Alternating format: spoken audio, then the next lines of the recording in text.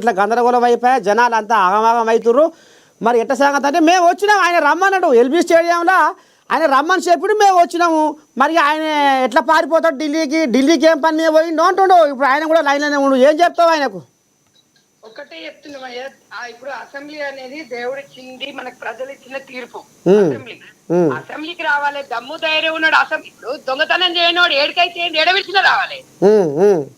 ఇప్పుడు దొంగలు కాబట్టి మేము గీడున్నాం గారికి రా అంటే వీళ్ళు అంటే ఒక సీఎం కి ఒక ఎమ్మెల్యే సవాల్ విసిరంగానే ఆయన ఎవరు ఉరికి రావాలన్నా, దానికి ఒక కథ ఉంటది, కార్ఖానా ఉంటది. మాజీ సీఎం కేసీఆర్ గారు రావాలి.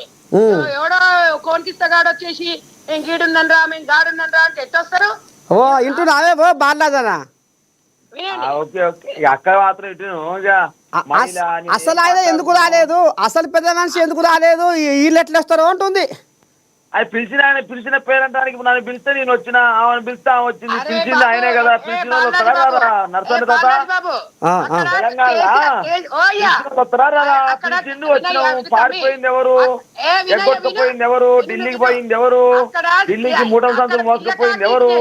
ఇప్పుడు ఆయన అమ్మ సందేమా బాధ్యత ఏమంటుండ అంటే ఢిల్లీకి మూడలు కూడా పోయిండు రేవంత్ ఏమంటుండు. మరి ఆ ఢిల్లీలో ఏం పని మీద పోయిండు, ఏం కథ? లైన్ లో తీసుకుంటావు, నేను చెప్పేది ఆయనకి ఇంపియవు.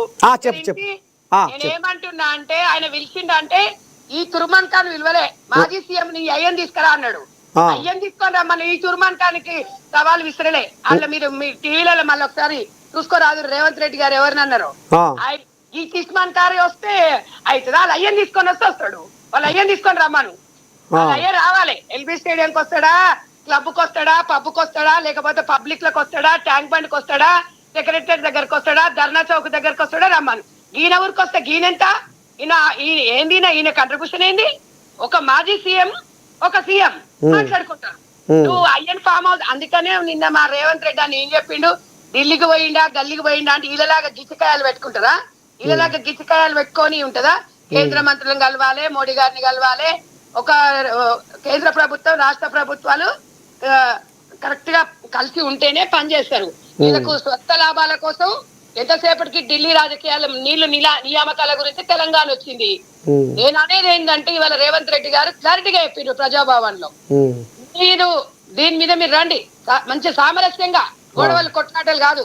ప్రజల ముందు ఎలక్ట్రానిక్ మీడియా పెడదాం, ప్రింట్ మీడియా పెడదాం, ప్రజల పక్షాన మంచిగా అసెంబ్లీకి రండి, అసెంబ్లీలో చర్చించుకుందాం, అందరం వద్దాం, నేను కూడా వస్తా అని చెప్పిండు.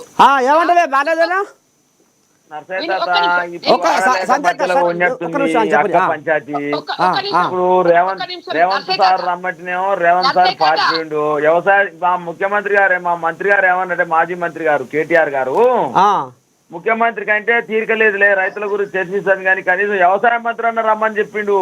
వ్యవసాయ మంత్రి కాకపోతే వాళ్ళకి ఇంకా మంత్రులుగా బొచ్చడు మంది, వాళ్ళన్న రమ్మని చెప్పిండు. వాళ్ళు రాకపోయి, ముఖ్యమంత్రి రాకపోయి, వ్యవసాయ శాఖ మంత్రి అంటే రైతుల మీద ప్రేమ లేదన్నట్టే కదా.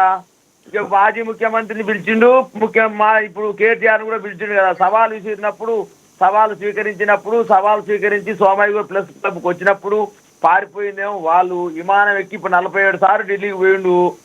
మోదీ సోనియా గాంధీ కలుస్తలేదు, రాహుల్ గాంధీ కలుస్తలేడు, కానీ మోదీ మాత్రం కలుస్తుండు. సారు ఈ కమత్ నువ్వే చెప్పాలి, మర్మం ఏందో నువ్వే చెప్పాలి నరసయ్య తాత.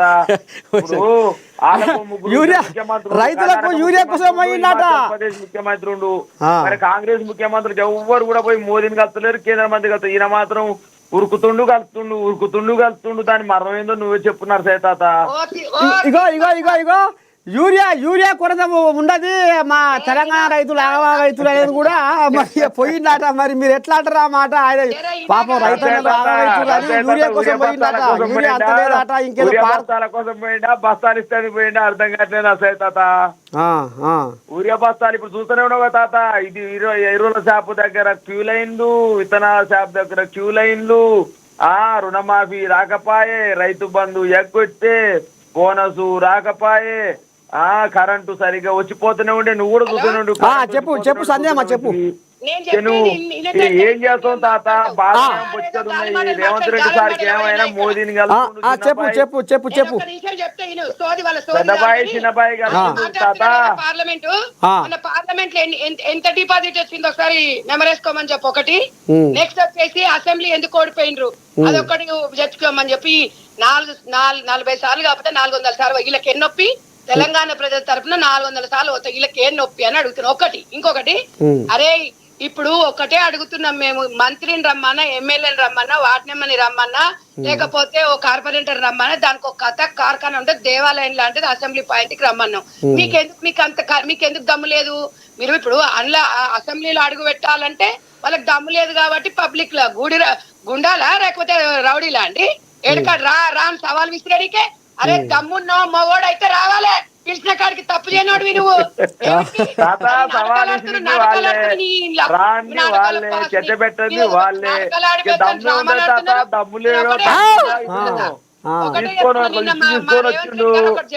కొడంగల్ కాన్ఫరెన్స్ లో మీ ముఖ్యమంత్రి కాన్ఫరెన్స్ 670 మందికి రైతు బంధు వల్లేదు.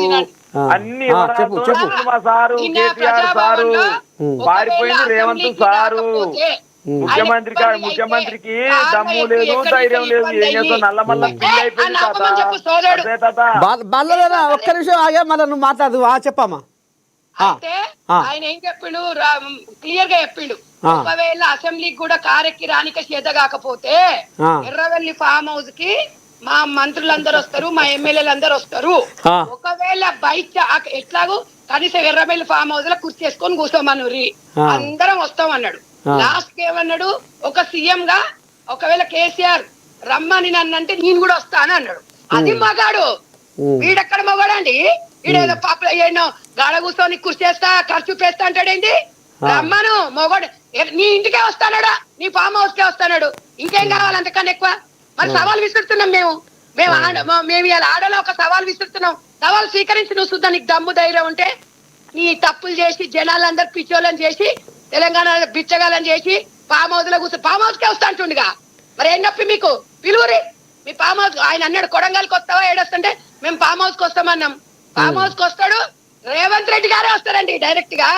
నేను చెప్తున్నా, మాకు చెప్పిండు నిన్న అన్నయ్య చెప్పిండు, ప్రజల మీడియా ప్రకారంగానే చెప్పినాడు మీడియా ముందు.